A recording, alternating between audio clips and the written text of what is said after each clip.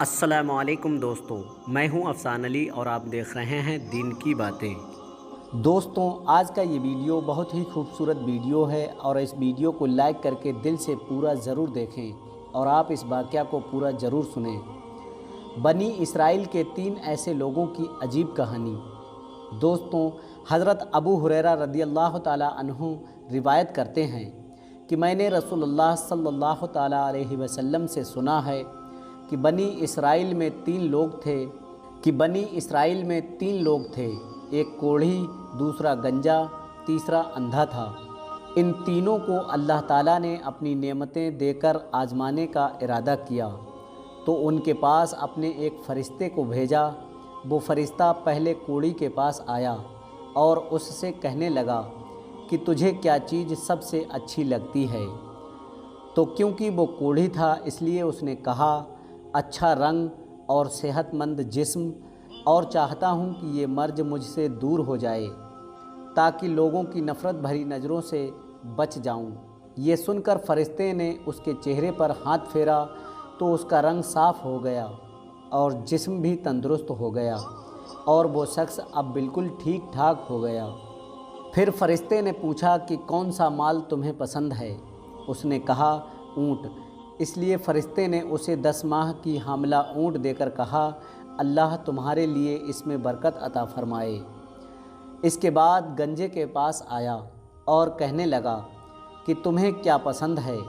اس نے کہا، میرا گنجاپن دور ہو جائے اور میرے سر پر بال اگائے، اس سے بڑھ کر میرے لیے اور کیا ہو سکتا ہے؟ تو فرشتے نے اس کے سر پر ہاتھ پھیرا، اس کا گنجاپن دور ہو گیا اور اس کے سر پر بال اگائے۔ پھر اس سے پوچھا کہ تمہیں کون سا مال پسند ہے؟ اس نے کہا، گائے۔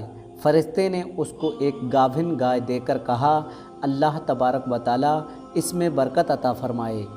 اس کے بعد وہ اندھے کے پاس آیا اور اس سے پوچھا کہ تمہیں کیا چیز سب سے زیادہ پسند ہے؟ تو اندھے نے کہا، اللہ تبارک و تعالیٰ میری بینائی مجھے عطا کر دے تاکہ میں لوگوں کو دیکھ سکوں۔ یہ سن کر فرشتے نے اس کے سر پر ہاتھ پھیرا تو اس کی آنکھوں میں روشنی آ گئی اور اسے سب کچھ دکھائی دینے لگا۔ تب فرشتے نے پوچھا، تمہیں کون سا مال پسند ہے؟ اس نے کہا، بکری۔ تو فرشتے نے اسے ایک گابھن بکری دے کر کہا، اللہ تبارک و تعالیٰ اس میں برکت عطا فرمائے۔ دوستوں، پھر کیا ہوا؟ تینوں یعنی کہ کوڑھی، گنجا، اندھا کو اپنے من کی مراد مل گئی اور ان کے پاس موجود اونٹنی، گائے اور بکری نے بچے دیے، جس سے دھیرے دھیرے ان کا مال بڑھتا چلا گیا اور وہ تینوں مالدار ہو گئے۔ اب یہاں سے اللہ کا امتحان شروع ہوتا ہے اور وہی فرشتہ ایک غریب فقیر کی شکل میں کوڑھی کے پاس آتا ہے اور کہتا ہے کہ میں مسکین اور پریشان حال ہوں، سفر میں میرے پاس جو مال تھا سب ختم ہو گیا، اس لیے میری مدد کرو۔ میں اس خدا کے نام پر تم سے سوال کرتا ہوں جس نے تمہیں خوبصورت جسم عطا کیا، تمہیں اتنی مال و دولت اور اونٹوں سے نوازا، اس میں سے ایک اونٹ مجھے بھی دے دو تاکہ میں اپنے وطن پہنچ سکوں۔ تو کوڑھی نے کہا، میری ذمہ داریاں خود اتنی زیادہ ہیں، میں یہ کیسے تمہیں دے دوں؟ فرشتے نے کہا، کیا تم وہی کوڑھی نہیں ہو جس کو اللہ نے صحت دی اور پھر اس کو مال و دولت سے نوازا؟ اس نے کہا، یہ مال میرے باپ دادا سے وراثت میں چلا آ رہا ہے۔ یہ سن کر فرشتے نے کہا، اگر تو غلط کہتا ہے تو اللہ تبارک و تعالیٰ تجھے ویسا ہی کر دے جیسا تو پہلے تھا۔